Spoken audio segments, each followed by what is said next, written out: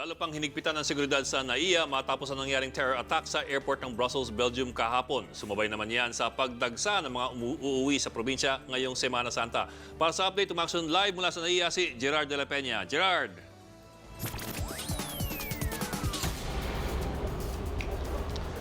Bok, nagsimula ng dumami ang mga pasahero dito sa NAIA Terminal 3 para sa kanilang pag-uwi sa probinsya ngayong Semana Santa. Kaya kung mapansin natin dito ay medyo mahaba na ang pila pagpasok pa lang sa mismong terminal. At pagdating sa loob ng terminal ay makikita natin sa mga check-in counter na kailangan magtiis muna ng mga pasahero dahil talagang medyo maraming bumabiyahe ngayon kaya mahaba na rin ang mga pila. Sabi ng airport authorities, karaniwang pinakamaraming pasahero sa mga terminal sa weekend bago ang mismong Semana Santa.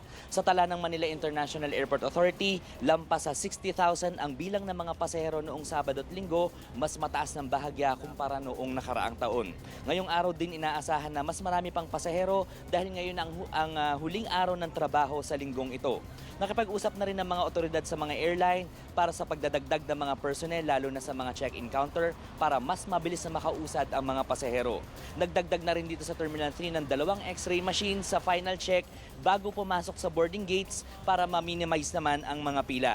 Tuwing ganitong peak time sa paliparan, kung kailan maraming pasahero katulad tuwing Undas at Pasko, naka-heightened alert o naka-full alert ang Aviation Security Police para masiguro ang kaligtasan ng mga pasahero. Pero mas naka-alerto raw sila ngayong araw at kailangan i-augment o dagdagan ng police personnel na naka-estasyon dito dahil naman sa banta ng terorismo kasunod ng mga pagsabog sa Belgium kahapon. Kaya Bok, mapapansin ng mga pasahero dito sa terminal ngayon na merong mga pulis na kakaiba yung kanilang uniforme dahil miyembro ang mga ito ng Special Operations Unit ng PNP na nagbabantay nga dito sa terminal ngayong araw na ito. At Bok, ang nakikita nating crowd ngayon dito sa terminal ay tinatawag ng mga taga rito na second wave na mas marami nga kumpara kaninang alas 4 o alas 5 ng umaga. At yun nga, inaasahan din na mas maraming flight delays ngayong araw nito dahil talagang napakaraming biyahe sa araw na ito. Kaya sabi ng mga otoridad, ibang usapan naman daw kung lumampas na ng 3 oras yung mga delays dahil